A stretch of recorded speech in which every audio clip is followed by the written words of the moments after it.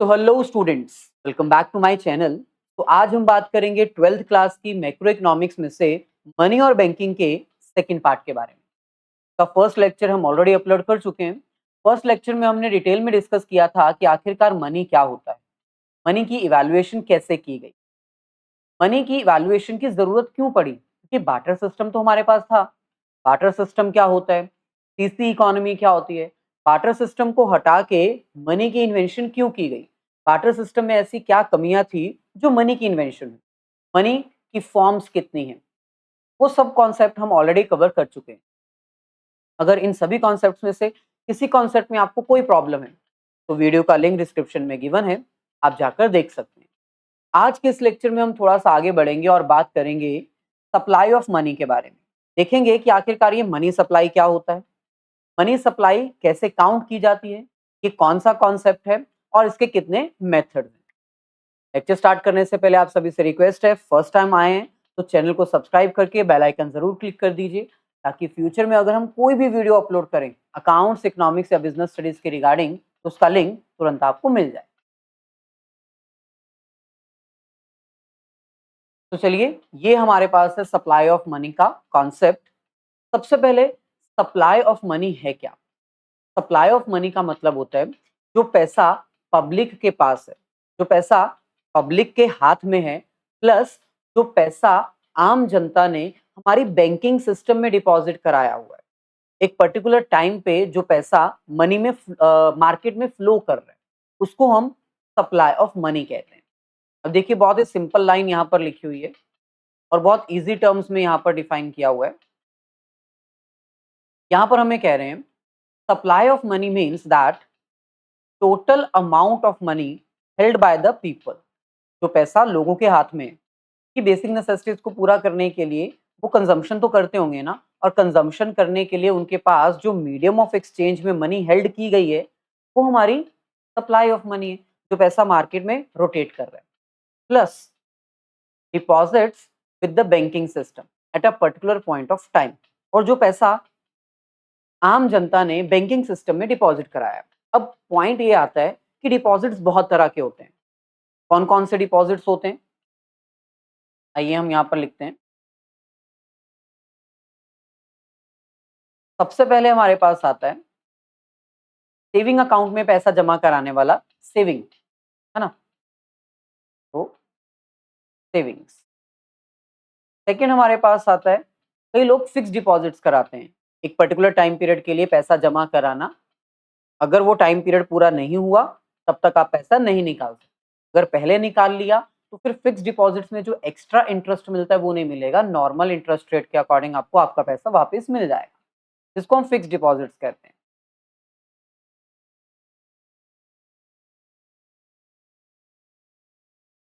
या फिर हम इसको और क्या कह सकते हैं, टर्म डिपॉजिट। तीसरा हमारे पास आता है रेकरिंग डिपॉजिट। रेकरिंग डिपॉजिट्स क्या होते हैं, कई बार हम हमारे बैंक में पैसा जो है वो एक पर्टिकुलर टाइम पीरियड के लिए डिपॉजिट करवाते रहते हैं। एक फिक्स्ड अमाउंट एक पर्टिकुलर इंटरवल के बाद आपको जमा करानी ही करानी है। जैसे फॉर एग्जांपल, आप बैंक के पास गए और आपने कहा कि मैं हर महीने 500 जमा कराऊंगा। इट मीन्स आपको हर मंथ 500 रुपीज डिपॉजिट करवाने पड़ेंगे, रेकरिंग डिपॉजिट। इसके अलावा करंट अकाउंट भी एक अकाउंट होता है जिसमें पैसा जमा भी करवाया जाता है, विड्रॉ भी करवाया जाता है। यहाँ पर ओवरड्राफ्ट की फैसिलिटी भी दी जाती है, क्योंकि ये बैंक्स जो होते हैं ना, करंट अकाउंट सिर्फ उन्हीं को ओपन करके देते हैं जिनका बिजनेस होता है। और बिजनेसमैन कई बार तो बहुत पैसा होता है उनके अकाउंट में, और कई बार इतना पैसा भी नहीं होता कि वो अपनी लायबिलिटी पे कर सकें, कि ओवरड्राफ्ट की फैसिलिटी दी जाती है। तो करंट अकाउंट भी एक अकाउंट होता है।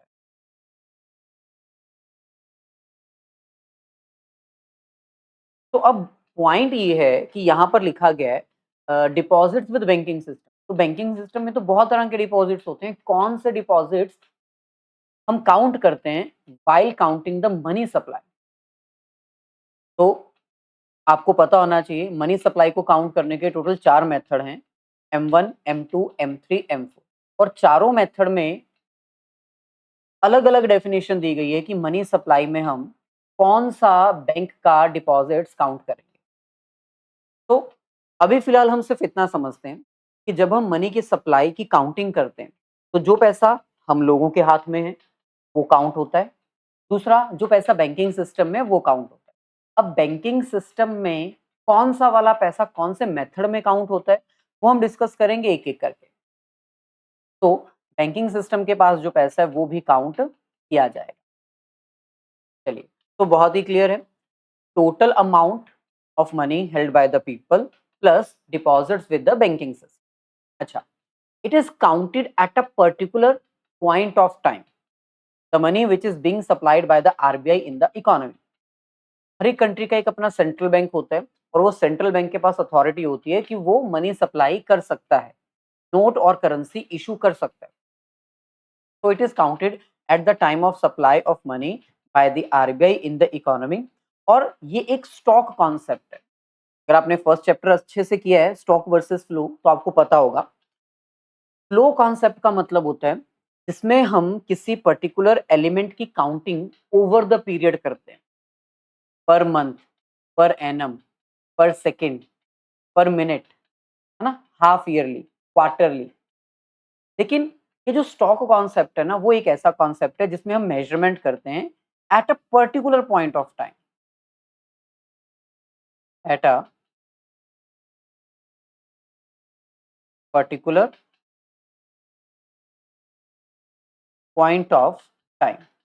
और मनी की काउंटिंग हम at a particular point of time ही कर सकते हैं। लगातार हम मनी सप्लाई की काउंटिंग नहीं रख सकते क्योंकि ये चेंज होती रहती है। जस्ट लाइक पॉपुलेशन, पॉपुलेशन की काउंटिंग एक पर्टिकुलर टाइम पर की जाती है। लास्ट सेंसस 2011 में हुआ था, उसके बाद अभी हुआ नहीं। 2021 में होना था लेकिन वो कोविड का टाइम था। तो जब हम ओवर द पीरियड किसी चीज को काउंट करते हैं तो वो फ्लो कॉन्सेप्ट होता है। मनी की काउंटिंग हम ओवर द पीरियड कर ही नहीं सकते, कंटिन्यूअसली कैसे काउंटिंग हो सकती है। तो ये एक पर्टिकुलर टाइम पर काउंटिंग की जाती है, इसलिए मनी की सप्लाई एक स्टॉक कॉन्सेप्ट। अच्छा, अब आगे आता है it only includes the money which is held by the public or people of the country and deposits with the banking system. जब हम मनी सप्लाई की काउंटिंग की बात करते हैं तो जो पैसा पब्लिक के पास है और जो पैसा बैंकिंग सिस्टम में डिपॉजिट है वो हम काउंट करते हैं। सर ये तो आपने पहले भी बताया था, अब क्या नहीं काउंट करते वो भी देख लें। देखो यहाँ पर लिखा हुआ it does not include, supply of money does not include money held by the RBI and government. RBI और गवर्नमेंट के पास जो पैसा है ना वो काउंट नहीं होता है। आरबीआई तो करेंसी खुद प्रिंट करता है, उसके पास स्टॉक में करेंसी रहती है जो अभी इशू नहीं की गई लेकिन प्रिंटेड है। और कुछ पैसा गवर्नमेंट के पास भी रहता है जो मार्केट में फ्लो कर ही नहीं रहा, गवर्नमेंट ने अपने पास रखा हुआ। Second, money held by banking system of a country in the forms of reserves. अब आपको पता होना चाहिए जितने भी हमारे कमर्शियल बैंक्स हैं, जितना भी हमारा बैंक है, उनका हेड बैंक कौन होता है? Central bank, RBI. और हर कमर्शियल बैंक को अपनी कैश डिपॉजिट का कुछ हिस्सा आरबीआई के पास रिजर्व करके रखना होता है और कुछ हिस्सा अपने पास रिजर्व करके रखना होता है। आने वाले लेक्चर में हम आपको बहुत डिटेल में बताएंगे, लेकिन अभी फिलहाल हम आपको एक छोटा सा हिंट दे देते हैं कि आरबीआई हमारी कंट्री का सेंट्रल बैंक है और जितने भी कमर्शियल बैंक है, चाहे आईसीआईसीआई बैंक है, चाहे येस बैंक है, चाहे पंजाब नेशनल बैंक है, चाहे SBI state bank of India, कोई भी बैंक, हर एक बैंक को अपनी कैश डिपॉजिट्स का, जो आम जनता कैश जमा करा के जाती है ना आरबीआई के पास, कमर्शियल बैंक के पास, हर एक कमर्शियल बैंक को उस कैश डिपॉजिट्स का कुछ परसेंटेज आरबीआई को देना होता है और कुछ पैसा उनको अपने पास भी रखना होता है रिजर्व करके। यानी मान लो एक बैंक के पास 1 करोड़ रुपया पैसा आया, इसमें से 10% आरबीआई को देना होगा यानी 10 लाख, और 10 लाख रुपए उसको अपने पास रिजर्व करके रखना होगा, बाकी बचा 80 लाख। अब ये 80 लाख जो है ना, इसमें से ही बैंक लोन भी ग्रांट करेगा, डे टू डे जो पैसा निकालने आते हैं कस्टमर उनको भी डील करेगा, इंटरेस्ट भी पे करेगा, सब कुछ इसी में से करना हो। पूरा बैंकिंग सिस्टम इसी से वर्क करेगा। तो यहाँ पर एक लाइन लिखी है, money held by banking system of a country in the form of reserves RBI के पास जो पैसा गया और गवर्नमेंट के पास जो पैसा है वो काउंट नहीं होगा मनी सप्लाई में। दूसरा, जो कमर्शियल बैंक्स अपने बैंकिंग सिस्टम में खुद के पास जो रिजर्व रखते हैं ना, वो भी काउंट नहीं होगा, क्योंकि वो पैसा मार्केट में पहुंच ही नहीं सकता, वो रिजर्व करके रखा गया है। रिजर्व क्यों किया गया है? ताकि कोई इनसिक्योरिटी हो, कोई बैंक करप्टेसी हो जाए, कोई ऐसा लॉस हो जाए जिससे बैंक डूब जाए, तो उससे रिकवर करने के लिए एक सहारा, तो ये भी काउंट नहीं हो। क्लियर? बहुत इजीली और आराम से हम स्टडी करेंगे, कोई हड़बड़ी में स्टडी नहीं करनी है, अच्छे से स्टडी करनी है। अब ये क्यों काउंट नहीं होंगे, वो भी इसकी एक लाइन लिखी हुई है, as they are the supplier of money. जो आरबीआई है, जो गवर्नमेंट है और जो बैंकिंग सिस्टम है, वो मनी के सप्लायर में काउंट होते हैं। यस, गवर्नमेंट के बिहाफ पे आरबीआई को अथॉरिटी दी जाती है कि वो मनी की प्रिंटिंग करे और कमर्शियल बैंक के थ्रू वो पैसा मार्केट में पहुंचाया जाता है। आपको पता होगा जब नोटबंदी हुई थी, डिमोनेटाइजेशन हुई थी इंडिया में, एट दैट टाइम गवर्नमेंट के कहने पर आरबीआई ने किया था इसको, है ना? और जब नए करेंसी प्रिंट करने थे तो गवर्नमेंट के कहने पे आरबीआई ने प्रिंटिंग स्टार्ट की और कमर्शियल बैंक के थ्रू वो पैसा मार्केट में पहुंचा। तो who are the suppliers of money? Government, RBI, commercial bank. Who is the printer of money? That is only RBI. ठीक है, वो सब डिटेल में डिस्कस करेंगे। अच्छा, अब जैसे कि मैंने बताया था, मनी की सप्लाई को काउंट करने के टोटल 4 मेथड्स हैं। अब जितने भी बोर्ड्स हैं, है ना? सीबीएसई बोर्ड, आईसीएसई बोर्ड या फिर पंजाब बोर्ड या फिर स्टेट बोर्ड, हर एक बोर्ड में मतलब कईयों में चारों मेथड हैं, कई में एक मेथड है, 2 है, 3 है। हम चारों डिस्कस करेंगे। सीबीएसई के अकॉर्डिंग अगर देखा जाए तो M1 ही वो मेजर है जो आपको अच्छे से आना चाहिए। लेकिन M2, M3 एंड M4 की थोड़ी नॉलेज होनी चाहिए। तो हम चारों करेंगे। There are 4 methods to calculate or to count the money supply, यानी मनी की सप्लाई में कौन-कौन सी आइटम्स काउंट होंगी, ये चारों मेथड के अकॉर्डिंग अलग-अलग डिस्क्रिप्शन दी गई। तो एक-एक करके डिस्कस करते हैं।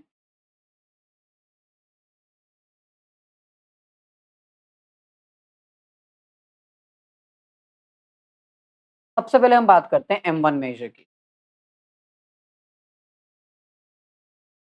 M1 मेजर, M1 मेजर सबसे पहला मेथड है, जो क्या कहता है कि अगर आपको मनी की सप्लाई काउंट करनी है, तो आपको 3 चीज़ें काउंट करनी है। कौन-कौन सी? M1 के अकॉर्डिंग सबसे पहले आपको काउंट करनी है currency held by the public, जो पैसा लोगों के पास है, जो इन हैंड है, जो कैश है, बैंकिंग सिस्टम वाला नहीं, सिर्फ लोगों के जो हाथ में पैसा है, currency with the public, number 1। Second, demand deposits. Demand deposits का मतलब होता है वो पैसा जो आम जनता ने कमर्शियल बैंक में डिपॉजिट कराया हुआ है और वो डिमांड करने पर कभी भी वापस विड्रॉ करवाया जा सकता है, जिसको हम चेकेबल डिपॉजिट्स भी कहते हैं। तो सेकंड कंपोनेंट क्या है? अगर आपको मनी की सप्लाई काउंट करनी है, मनी की वैल्यू काउंट करनी है, कितना पैसा मार्केट में फ्लो कर रहा है, तो जो पैसा पब्लिक के पास है वो, प्लस जो पैसा पब्लिक ने बैंक में डिपॉजिट कराया है, लेकिन वो फिक्स्ड डिपॉजिट्स नहीं है, रेकरिंग डिपॉजिट्स नहीं है, सिर्फ और सिर्फ वो क्या है? डिमांडेबल डिपॉजिट्स, चेकेबल डिपॉजिट्स हैं, जिसको कभी भी विड्रॉ करवाया जा सकता है, यानी सेविंग अकाउंट और करंट अकाउंट। सेविंग अकाउंट में भी ऐसा ही होता है, आप जब मर्जी पैसा मांगो आप ले सकते हो, बशर्ते आपके अकाउंट में पैसा होना चाहिए। और दूसरा, चेकेबल डिपॉजिट्स में मतलब जब आप चेक लगाओ तब आपको वो पैसा मिल जाए। करंट अकाउंट भी ऐसा ही है, बैंकिंग सिस्टम में आप करंट अकाउंट ओपन कर सकते हो अगर आप बिजनेसमैन हैं, और आप जब चाहो पैसा निकाल भी सकते हो। तो सेकंड हो गया डिमांड डिपॉजिट या फिर चेकेबल डिपॉजिट, M1 के अकॉर्डिंग वो मनी सप्लाई में काउंट होगा। तीसरा आता है अदर डिपॉजिट्स। अब ये अदर डिपॉजिट्स के ना फर्दर 3 कंपोनेंट्स हैं। अदर डिपॉजिट्स का मतलब है वो पैसा जो आरबीआई के पास है। लेकिन सर अभी तो कहा था आरबीआई के पास वाला पैसा काउंट नहीं होता। लेकिन कुछ पैसे ऐसे हैं जो आरबीआई के पास हैं, लेकिन वो काउंट होते हैं। कौन-कौन से? Number 1, deposits of public financial institutes with RBI. अब ये पब्लिक फाइनेंशियल इंस्टीट्यूट्स क्या होते हैं? पब्लिक मतलब सरकारी, फाइनेंशियल इंस्टीट्यूट्स मतलब जो पैसे में डील करते हैं। बैंक नहीं है वो, लेकिन फाइनेंस में डील करते हैं। फाइनेंशियल इंस्टीट्यूट्स क्या होते हैं? वो इंस्टीट्यूट्स जो लोन ग्रांट करते हैं लेकिन डिपॉजिट्स एक्सेप्ट नहीं करते, उनके पास पैसा कहाँ से आता है? उनकी अदर सर्विसेज, जैसे LIC, लाइफ इंश्योरेंस कॉर्पोरेशन, या फिर UTI। ये कुछ ऐसी ऑर्गेनाइजेशंस हैं जो पब्लिक फाइनेंशियल इंस्टीट्यूट्स हैं, सरकारी हैं, फाइनेंशियल इंस्टीट्यूट्स हैं, और इनके पास पैसा इनकी सर्विसेज से आता है और उसी पैसे को ये आगे लोन के रूप में ग्रांट करते हैं। तो कई बार इनके पास इतना एक्स्ट्रा पैसा होता है कि ये RBI में डिपॉजिट करा देते हैं ताकि इनको इंटरेस्ट मिल सके। तो ये पैसा मनी सप्लाई में काउंट होगा। ऐसा पैसा जो किसी पब्लिक फाइनेंशियल इंस्टीट्यूट ने RBI में डिपॉजिट करवा रखा है, वो काउंट होगा। सेकंड हमारे पास आता है deposits of foreign central banks and foreign governments with RBI। अब ये भी इंपॉर्टेंट है। फॉरेन सेंट्रल बैंक, हमारा सेंट्रल बैंक नहीं, हमारा सेंट्रल बैंक RBI है। हमारे RBI में फॉरेन सेंट्रल बैंक्स यानी दूसरी कंट्री के सेंट्रल बैंक्स ने पैसा जमा कराया। अमेरिका के, पाकिस्तान के, चाइना के, कनाडा के सेंट्रल बैंक ने हमारे बैंकिंग सिस्टम में पैसा जमा कराया, तो वो काउंट होगा। और दूसरा, या फिर किसी फॉरेन गवर्नमेंट ने, अमेरिका की गवर्नमेंट ने, ऑस्ट्रेलिया की गवर्नमेंट ने, है ना, रशिया की गवर्नमेंट ने, ब्राजील की गवर्नमेंट ने पैसा RBI में जमा कराया। क्यों कराया? क्योंकि हमारा RBI ज्यादा इंटरेस्ट दे रहा है, तो उन्होंने यहाँ पर पैसा जमा करा दिया, डिपॉजिट करा दिया, वो भी काउंट होगा। फिर उसके बाद आ जाता है C, demand deposits of international financial institutes with RBI। जैसे यहाँ पर क्या था, पब्लिक फाइनेंशियल इंस्टीट्यूट, ऐसे ही इंटरनेशनल फाइनेंशियल इंस्टीट्यूट्स भी होते हैं। इंटरनेशनल फाइनेंशियल इंस्टीट्यूट्स जैसे कि IMF, इंटरनेशनल मॉनेटरी फंड, या फिर वर्ल्ड बैंक, ये भी कई बार अपना पैसा RBI में डिपॉजिट करवाते हैं। तो अगर इन्होंने भी अपना पैसा RBI में डिपॉजिट करवाया है, तो वो भी मनी सप्लाई में काउंट किया जाएगा। तो this is M1, currency with the public, demand deposits with the commercial bank, and other deposits with the RBI which are demandable deposits, जब चाहे विड्रॉ करवाए जा सकते हैं। ओके, अब नेक्स्ट हमारे पास आता है M2। बाकी के मेथड्स बहुत इजी हैं। M1 जो है ना आपका, वो आप ये कह सकते हो मोस्ट लिक्विड मेजर है मनी सप्लाई को काउंट करने। M1 most liquid, most liquid का मतलब है कि इसमें मेजरली वही चीजें काउंट की जाती हैं जो बहुत जल्दी कैश में कन्वर्ट हो जाती हैं। हम इसमें फिक्स्ड डिपॉजिट्स काउंट नहीं करते, रिकरिंग डिपॉजिट्स काउंट नहीं करते, जिनको कैश में कन्वर्ट होने में टाइम लगता है। That is why M1 most liquid measure है। M2 मेजर, M2 मेजर जो है वो M1 के कंपैरिजन में थोड़ा ब्रॉडर कॉन्सेप्ट रखता है। M1 में तो हम 3 कंपोनेंट्स काउंट करते हैं, लेकिन M2 में हम M1 के तीनों कंपोनेंट्स तो काउंट करेंगे ही करेंगे, plus demand deposits with the post office saving bank account. अब आपको पता होना चाहिए कि सेविंग अकाउंट हम सिर्फ बैंकिंग सिस्टम के साथ नहीं, पोस्ट ऑफिस के साथ भी ओपन कर सकते हैं। डाकघर, वहां पर भी ये स्कीम है। पहले बैंक्स नहीं होते थे, पहले पोस्ट ऑफिस में ही हम सेविंग्स करते थे। तो M1 के अकॉर्डिंग तीनों elements, plus post office saving account में भी अगर हमने कोई पैसा जमा कराया है, वो भी इसमें काउंट हो जाएगा। तो M2 M1 के कंपैरिजन में थोड़ा ब्रॉडर कॉन्सेप्ट हुआ ना, कि यहाँ पर हम पोस्ट ऑफिस के सेविंग्स को भी काउंट करते हैं। तो क्या लिखा है, ध्यान से देखो। M2 is a broader concept of money supply compared to M1. Besides all the components of M1, M1 के जितने components हैं वो सारे आते हैं इसमें। It also includes savings of people in the post office. Post office में अगर किसी ने पैसा जमा कराया है तो वो भी इसमें काउंट होगा। चलिए, अब M3। अब M3 मेथड जो है वो M1 और M2 के कंपैरिजन में और ब्रॉडर है। इतना कॉन्सेप्ट आगे बढ़ता जाएगा उतनी लिक्विडिटी कम होती जाएगी। M1 is the most liquid measure, M2 उससे कम, M3 उससे कम, और M4 least liquid measure of money supply का माना जाएगा। M1 सबसे नैरो कॉन्सेप्ट क्योंकि उसमें सबसे कम आइटम्स काउंट करते हैं, और M4 सबसे बड़ा कॉन्सेप्ट क्योंकि उसमें सबसे ज्यादा आइटम्स काउंट किए जाते हैं। तो M3 is also a broader concept of money supply compare to M1। अब इसमें क्या है, इसमें M1 के सारे कंपोनेंट्स आते हैं, प्लस इसमें टाइम डिपॉजिट्स भी आते हैं। टाइम डिपॉजिट्स का मतलब क्या है, अभी बताया था, फिक्स्ड डिपॉजिट।